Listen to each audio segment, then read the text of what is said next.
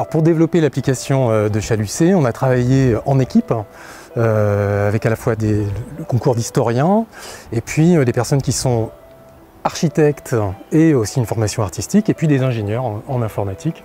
Alors l'objectif, effectivement, c'est quand on est sur place où parfois on ne voit que quelques ruines, parfois on peut voir une façade monumentale, mais il ne reste plus que la façade.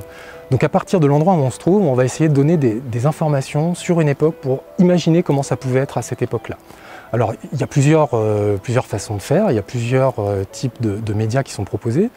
Il y a un média qui est le point de visée en fait. On va caler la tablette sur les ruines existantes et une fois qu'on est bien calé, on va pouvoir voir une reconstitution virtuelle de l'endroit où on se trouve. À d'autres endroits, on va imaginer totalement en panoramique à quoi ressemblait le lieu à une époque ou à une autre époque, à plusieurs époques. Et on va le remettre dans un contexte historique, c'est-à-dire que ce n'est pas uniquement de l'architecture, c'est aussi l'histoire, c'est qui est venu là, quels sont les grands événements qui ont marqué le site, comment se passait par exemple un festin, quelles sont les cérémonies qui ont lieu ici. Voilà, c'est à la fois une reconstitution architecturale et aussi une reconstitution historique in situ, à l'endroit même où ça s'est passé. Alors Chalucé, ça a été un gros travail, très intéressant. Donc on a commencé par modéliser le château entièrement en 3D. Et notamment grâce à un rapport archéologique qui avait été fait par Hadès, qui était un rapport très pointu. On avait tout le relevé des ruines actuelles. Et ensuite, nous avons travaillé avec Christian Rémy, qui est spécialiste du site, et qui nous a aidé donc à faire une restitution du château. C'est-à-dire que d'après ce qui reste, on arrive à extrapoler et surtout que sur Chalucé, on a quand même des choses assez précises.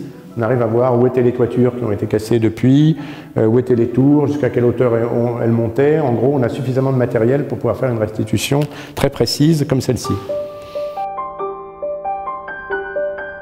Donc l'application, on l'a conçue pour qu'elle soit le plus simple possible. Alors, avec l'application, vous pouvez voir où vous vous situez en permanence avec une carte, qui est une carte où on voit les bâtiments tels qu'ils sont aujourd'hui, mais en semi-élévation en fait.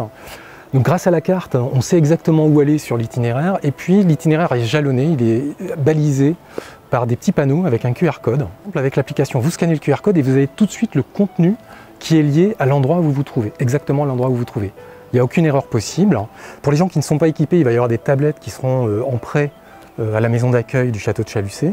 Puis pour les gens qui ont un terminal, un iPhone ou un terminal Android, l'application va être téléchargeable sur Apple Store pour tout ce qui est Apple et puis sur Google Play pour tout ce qui est Android. Donc avant de venir à Chalucé, puisqu'il n'y a pas de réseau à Chalucé, vous pouvez télécharger l'application chez vous. Et une fois que vous êtes ici, vous pouvez faire la visite en totale autonomie.